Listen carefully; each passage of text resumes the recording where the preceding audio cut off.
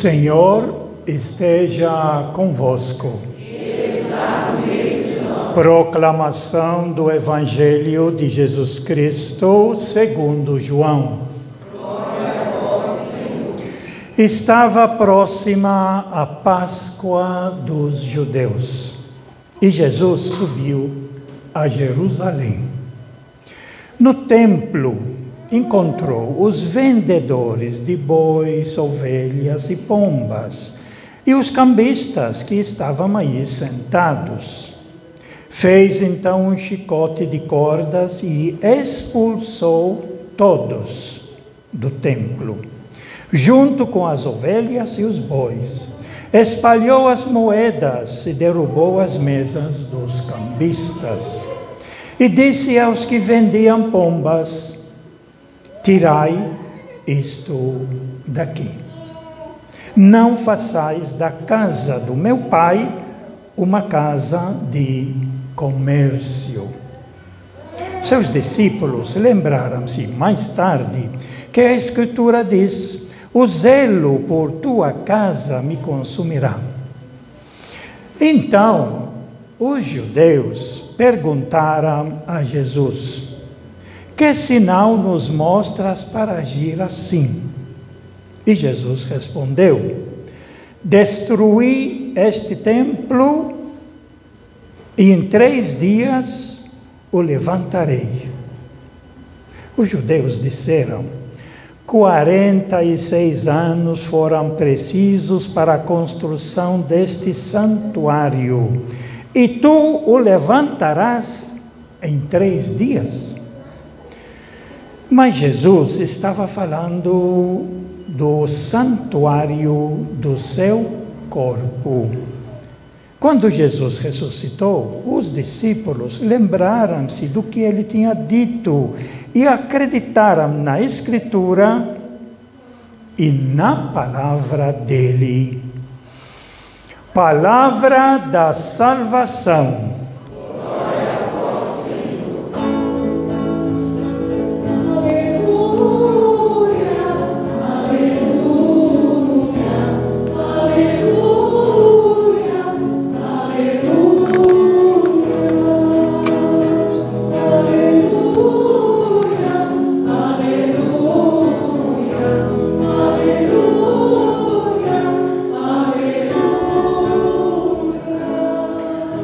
Que estas palavras sirvam para o perdão de todos os nossos pecados. Amém. Podemos ficar sentados. Meus prezados irmãos aqui da comunidade Sagrada Família do Jardim Anunciado. Hoje nós estamos celebrando uma festa especial. Nós deixamos de ler a leitura de Lucas, porque caiu exatamente no dia 9, assim como semana passada, o dia 2, finados, caiu no domingo, e aí as nossas leituras de Lucas, do Evangelho, ficarão do lado, para ocupar uma festa considerada maior, seja domingo passado, dia 2 de novembro, como hoje, dia 9 de novembro, que é a festa no calendário litúrgico, é a festa da dedicação da Basílica do Latrão. Assim como foi lido na introdução, foi mais ou menos no 4º século, quer dizer, ao redor de 324 da nossa era, do nosso tempo, quer dizer, depois de Jesus Cristo, é que teve uma reconciliação entre a igreja, que até então celebrava os seus encontros, ouvia o Evangelho, a Eucaristia escondida nas casas, porque até essa data, 300 e pouco, ela era perseguida pelo Império Romano, mas teve a mãe do imperador, que era chamado Constantino, ela rezava muito, é chamada Helena, hoje Santa Helena.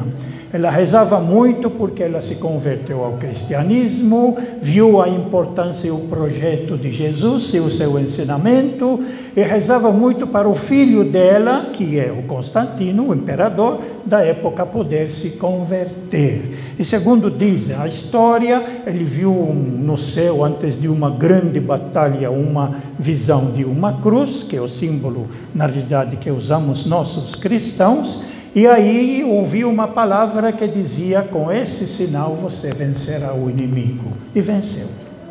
E a partir daí, então, ele abriu o coração e construiu uma igreja, a primeira igreja, inaugurada oficialmente, no ano mais ou menos de 324 depois de Cristo, então, da nossa era. E por ser tão importante, a igreja mãe é a primeira catedral onde o Papa, que até então vivia escondido também, até então o Papa celebrava nas casas, agora ele tem a sua catedral, quer dizer, a sua cadeira onde ele senta, que seria na catedral chamada, né? Nós temos aqui, onde é a cátedra do nosso bispo, é a matriz da nossa diocese, a igreja, a catedral agora de Santo Antônio, que estão, aliás, reconstruindo ela, né? Foi derrubada, mas já existe um projeto, eu já vi muito bonito, da construção da nova igreja, da nossa catedral aqui, da Diocese de Osasco, que tem vários municípios, vai até Ibiúna. Todos esses municípios pertencem à nossa Diocese de Osasco. Qual é a mensagem que, através dessas leituras, a Igreja quer passar para nós nesse dia, do valor e da importância da Igreja como tal? Lembrando, então, e celebrando a dedicação da Basílica, que fica na Itália, de Latrão, né? O Vaticano, que é a sede do bispo de Roma, onde fica o Papa, foi construído muito posterior. Por isso que é considerada essa igreja, a Basílica de Latrão, é considerada a primeira catedral do Papa. Então, agora, oficialmente, foi aceita a religião católica dentro do Império Romano. Então, qual é a mensagem que a igreja quer passar para nós? Então, são duas coisas muito importantes, né? A primeira leitura é de suma importância. A primeira leitura é tirada do livro de Ezequiel. Nós estudamos, esses anos que passou, o livro de Ezequiel no Brasil inteiro. Eu também li ele todo, estudei ele, e a gente consegue captar a mensagem que Ezequiel está querendo dar. Ezequiel, ele foi levado escravo na Babilônia junto com a primeira turma, porque ele era sacerdote e trabalhava no templo de Jerusalém. E em 570 anos antes de Cristo, teve o povo da Babilônia que invadiu toda a Palestina, invadiu Jerusalém, derrubou o templo e levou a classe alta toda, sacerdotes, ministros, governo, toda essa elite toda, levou eles todos na Babilônia. E aí também foi levado esse profeta Ezequiel. E Ezequiel, ele conta, no início do seu livro, ele conta os abusos que eram feitos no templo pelas autoridades, pela gente que tomava conta, os abusos deixando principalmente o povo passando fome e miséria e eles vivendo numa grande regalia. Foi uma das grandes razões, Ezequiel coloca, que teve a invasão, porque os administradores lá de Jerusalém, 570 anos antes de Cristo, eles não souberam utilizar o templo para o bem do povo, mas aproveitavam do templo, da instituição do templo, e exploravam o povo. Algo que vai ser repetido mais tarde no tempo de Jesus, que é a nossa leitura do Evangelho, que também eu explico daqui a pouco. Mas a primeira leitura, Ezequiel está na escravidão, longe, na Babilônia. Ele tem toda a história da vida do povo. Ele diz, numa certa altura, que diante dessa situação de opressão que o templo fazia com o povo, Deus saiu de lá. E Deus foi com eles lá na Babilônia. Está presente com eles na Babilônia, escravos para ajudá-los. Aí, o penúltimo capítulo, Ezequiel, ele tem uma visão. uma visão muito bonita, muito interessante daquilo que ele concebe, a ideia que ele tem de Deus. Então, é a nossa leitura hoje. Ele diz que é do templo onde estava a imaginação, não tinha templo nenhum, mas ele imaginava que o templo vai ser reconstruído, e qual vai ser a finalidade do templo? Vai ser assim, e aí ele coloca uma comparação. Do templo, de dentro do templo, do santuário, que o templo tem uma parte que é considerada mais sagrada, que é o santuário, assim como nós na igreja temos uma parte que é mais sagrada, onde fica o Santíssimo, ele vai ser arrumado, vai ter um lugar um pouco mais visivelmente melhor.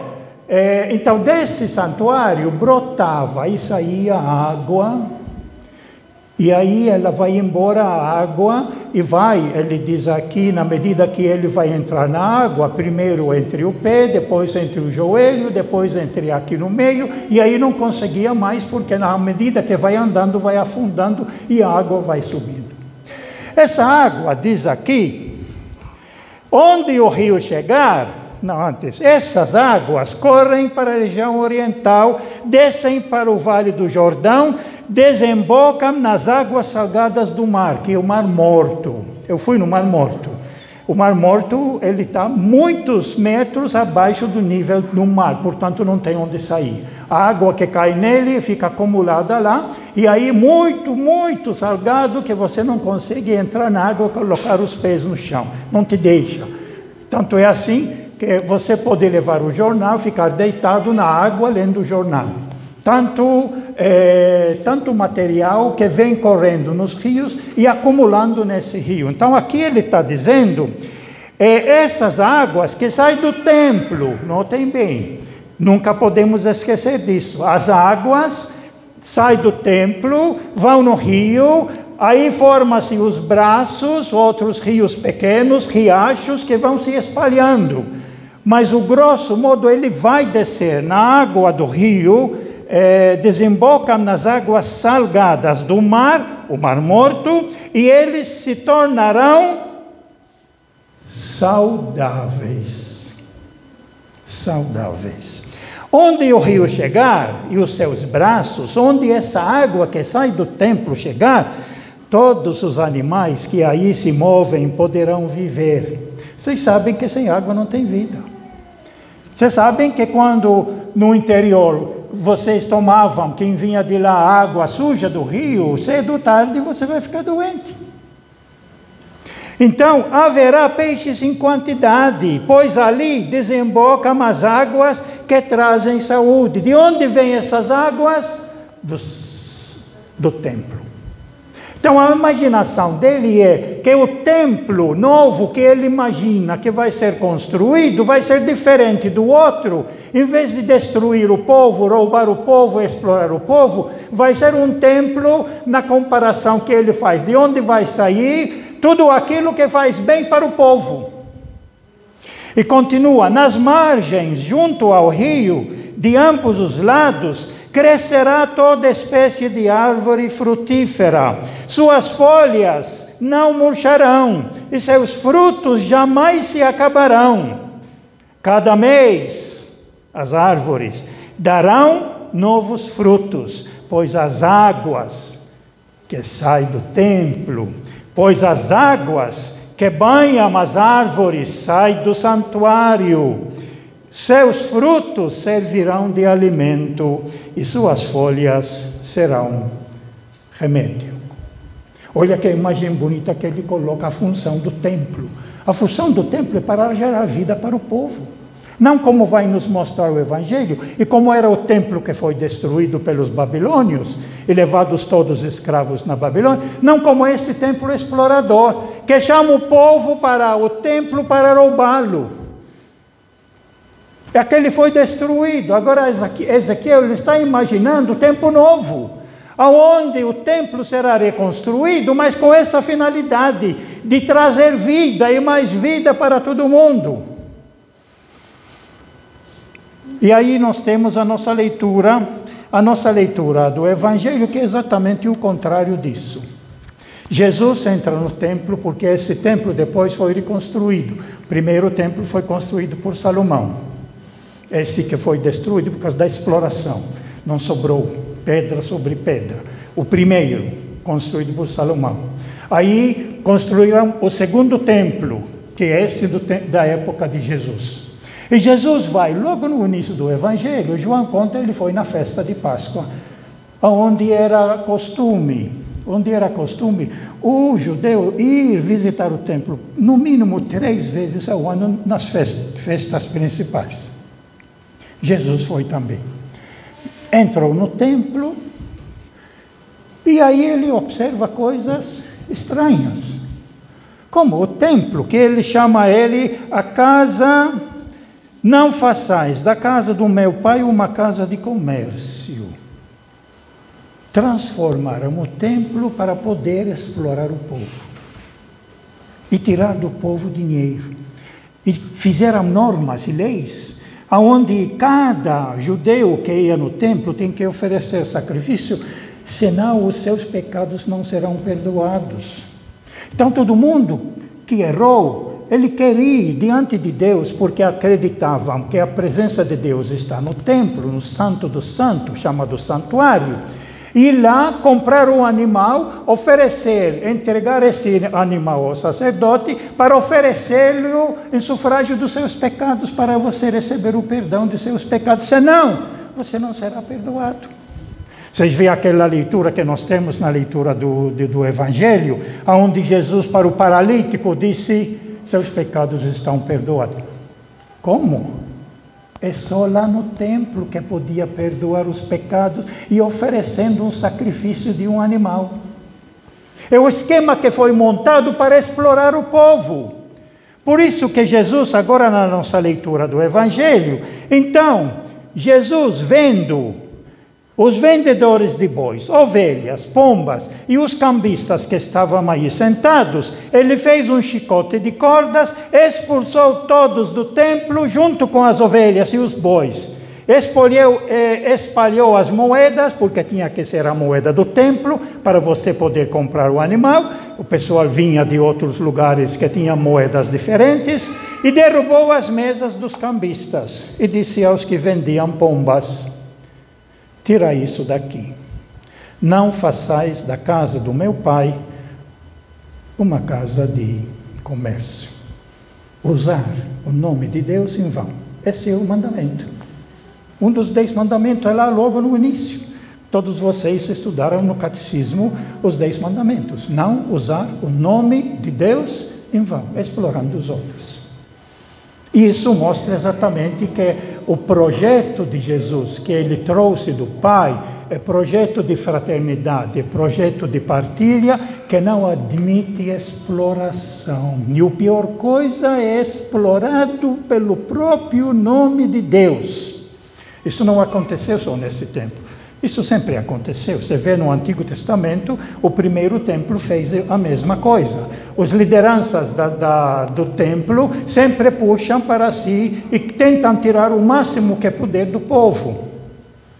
No tempo de Jesus não é diferente, por isso ele revolta-se contra essa maneira de usar a religião para enganar e iludir o povo e tirar do povo com 1000 promessas de salvação, tirar do povo aquilo que não tem nem condição para sobreviver, mas tira, assim como tiraram.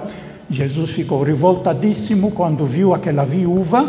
Enquanto os graúdos eles ofereciam grandes quantidades de dinheiro, a viúva é uma moeda pequena que era para a sua comida. Mas ela, mentalizada já antes que tem que deixar algo no templo, deixou essa moeda e Jesus se revoltou.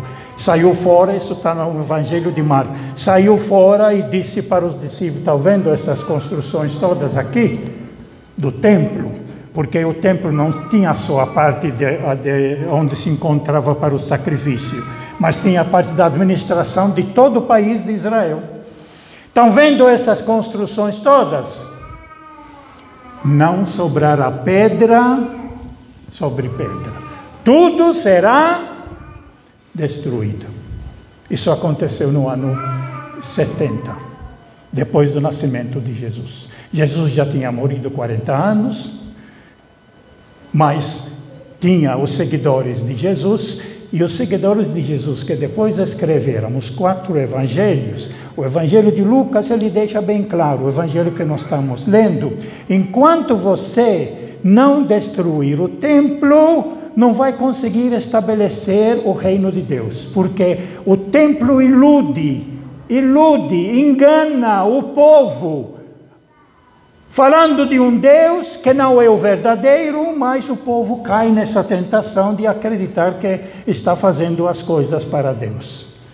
A religião, quando não for verdadeira, na base do amor, da fraternidade, da justiça, da partilha, da solidariedade, quando não for com essa base, ela engana o povo, ela ilude o povo. Basta vocês olharem um pouco ao nosso redor o que está acontecendo com várias igrejas e como que usam as igrejas para fins políticos e para fins principalmente econômicos. Só olhar um pouco e observar.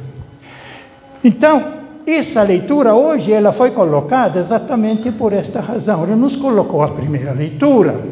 E a primeira leitura ele mostra qual seria o ideal de um templo verdadeiro, perfeito, que Deus deseja.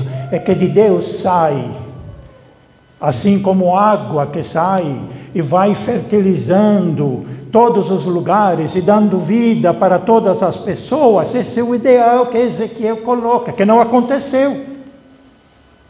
Mas ele tinha por isso que é uma visão para o futuro que não se realizou. Mas é uma visão ótima, perfeita, para mostrar qual deve ser a finalidade do nosso templo hoje, da nossa construção templo hoje.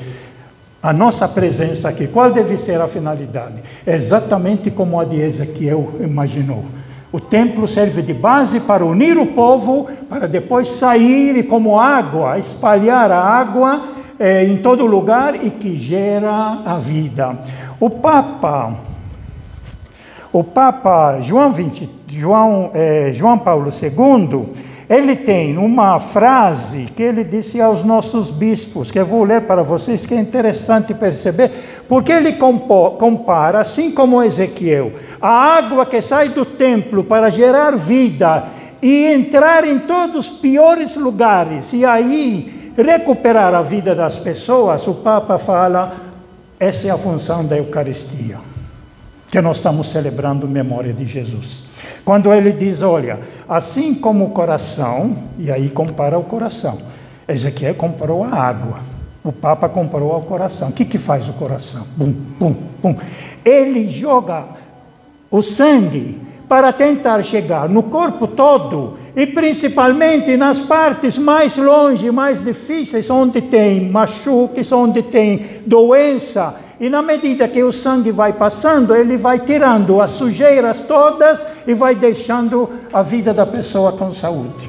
Então diz assim, assim como o coração leva vitalidade a todas as partes do corpo humano, o sangue corre no corpo humano todo, também a vida eucarística chegará a todas as áreas do corpo celeste e fará sentir os seus efeitos salutares, quer dizer, ele conserta. Também nos complexos tecidos da sociedade, quer dizer, onde tem os mais problemas, por meio dos cristãos que prolongam hoje a ação do Redentor no mundo. Através de nós, então nós estamos aqui para nos abastecer e depois daqui sair fora e levar a mensagem do amor de Jesus para a nossa família, para nossos vizinhos, levar a justiça e a fraternidade. Quer dizer, não é o templo que atrai para ficar aqui, é do templo que nós saímos abastecidos para poder viver o amor e a fraternidade no meio da sociedade. Onde nós moramos, onde nós trabalhamos, onde nós vivemos, é construir exatamente essa sociedade nova. Aí não podemos esquecer a segunda leitura, para terminar com ela, muito importante na maneira como Paulo entendia as coisas, quando ele vai dizer, vós irmãos, vós sois lavoura de Deus, construção de Deus, segundo a graça que Deus me deu, eu coloquei, Paulo, como experiente mestre de obra, eu coloquei o alicerce, sobre o qual outros se põem a construir. Mas cada qual veja bem como está construindo. O alicerce não pode mudar, já foi colocado, não pode ter outro alicerce, quer dizer, não pode ter outro ensinamento de Jesus diferente. Eu já trouxe para vocês o ensinamento básico de Jesus. De fato, ninguém pode colocar outro alicerce diferente do que está aí já colocado. Jesus Cristo. Jesus Cristo é o nosso alicerce, o nosso fundamento. Vocês lembram bem, antes de continuar explicando aqui, que na leitura do Evangelho, a observação final, quando ele disse, destrói esse santuário, ele usa a palavra santuário, que é a parte central mais importante do templo, destrói esse santuário e eu levantarei em 3 dias. Aí, a observação final que o autor coloca aqui. Quando ele disse, destruam esse templo, esse santuário, e em 3 dias eu levantarei. Os judeus disseram, 46 anos foram precisos para a construção deste santuário, e tu o levantarás em 3 dias. Observação do autor. Mas Jesus estava falando do santuário do seu corpo,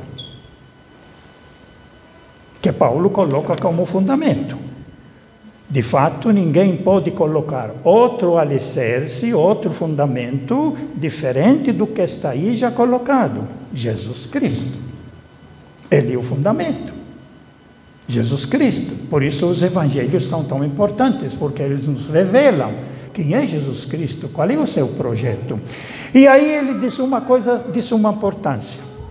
O Evangelho, ele troca o templo físico, que no ano 70 foi destruído, e teve grande... E agora que o templo foi destruído, Jesus já tinha ensinado para eles o novo templo, que é Ele. É Jesus. A luz do mundo. A água da vida. E aí termina dizendo, acaso não sabeis que sois, vocês, olha, sois santuário de Deus, e que o Espírito de Deus mora em vós? Todos nós. Todo ser humano. Por isso que para Deus, qualquer ser humano de raça, de cor diferente, de homem, mulher, criança, jovem, é importantíssimo desde o momento do nascimento, ou antes do nascimento, quando é gerado, até o último suspiro da sua vida. É importante. É um ser humano. Presente nele é o próprio Deus. Santuário de Deus. Somos seres humanos. E é por isso que a coisa mais importante para a gente aprender desde o catecismo, desde a casa, na formação, é olhar a outra pessoa como filho de Deus, como disse o Papa Francisco. Ele disse, quando você vê uma pessoa, uma criança, uma mulher, um homem, um jovem, mesmo pessoa errada, quando você vê ela, diz, não, isso aqui não presta, não, isso aqui é mulher, não, isso aqui é negro. O Papa falou, isso aqui é filho de Deus. Como eu. Eu preciso aprender a conviver com meu irmão, porque somos todos filhos do mesmo Pai. Somos irmãos. E essa é a tarefa grande da nossa igreja, de tentar espalhar e mostrar para todo mundo que nós precisamos trabalhar pela fraternidade, a convivência humana, ajudar uns aos outros, sermos solidários uns com os outros, na alegria, como dizem no matrimônio, na alegria e na tristeza. São dois que fazem parte da nossa vida. Às vezes vai muito bem, reparte com outros. Às vezes está mal, recebe a ajuda dos outros. A vida é assim. Com certeza não é diferente, sempre a nossa vida. E portanto, Paulo está dizendo, acaso não sabeis que sois santuário de Deus? Nós somos santuário de Deus. O santuário de Deus não é essa construção. Essa construção, daqui a pouco nós vamos embora, aqui fecha tudo e daí? Quem faz a igreja somos nós, que é a igreja viva. A igreja que deve viver na fraternidade. A igreja que, segundo a primeira leitura, deve buscar do santuário. Aqui é o nosso santuário, o nosso templo. Viemos aqui para buscar da água que brota de Deus. E que essa água que brota de Deus hoje é Jesus Cristo. Por isso que Paulo fala, é o fundamento. Então, acaso não sabeis que sois santuário de Deus e que o Espírito de Deus mora em vós? Se alguém destruir este santuário de Deus, nós, portanto, o ser humano, Deus o destruirá. Pois o santuário de Deus é santo, e vós sois este santuário de Deus. É uma coisa que nós precisamos tomar consciência cada vez mais. Eu sou filho de Deus, mas esse daqui também é filho de Deus. Esse daqui também é meu irmão. E eu preciso aprender a conviver com ele, para formar esse corpo de Cristo entre todos os irmãos. E aqui nós viemos, portanto, para buscar da palavra de Deus, que é Jesus Cristo, principalmente o Evangelho, para a gente poder depois levar para os outros lugares, assim como o coração faz, levando o sangue para todas as pontas aqui do meu corpo, para ir purificando o corpo, e assim como Ezequiel falou, a água que sai, que eu pego daqui, eu levo ela nos riachos e levo para levar vida para as pessoas. Essa é a nossa missão. Essa é a nossa missão. Aqui nós viemos para abastecer, como o Papa Francisco já falou. A igreja é como um posto de gasolina. Aonde a minha gasolina acabou, eu estou ficando fraco, eu preciso buscar reforço, vou lá, me abasteço. Aqui nós estamos nos abastecendo com a palavra de Jesus Cristo, com a palavra de Deus, que é Jesus Cristo. E daqui, mas não é para ficar no posto de gasolina, é para abastecer e depois fazer a sua caminhada. Viaja 2 horas, 10 horas, tudo, vai para cá, para lá, fazendo serviços. A igreja serve para isso. A igreja não pode servir para atrair as pessoas e ficar nela. Não, é atrair as pessoas para se abastecerem e aí vai para a sua casa, vai para a sua família, vai ajudar uns aos outros, vai fazer a festinha do aniversário da criança, festinha do batismo, festinha de confraternização, vai criar fraternidade, vai jogar dominó juntos, vai brincar. Essa que é a vida, sempre visando o amor e a fraternidade. Olha, a mensagem de hoje, nessas leituras, elas são muito profundas. Nós buscamos de Deus, da água viva. Jesus vai dizer no Evangelho, sou a água viva, que desceu do céu. E essa água viva que nos alimenta, que nos sustenta, para podermos viver com o amor que Deus deseja para todos nós, seus filhos. Louvado seja nosso Senhor Jesus Cristo. Creio em Deus Pai,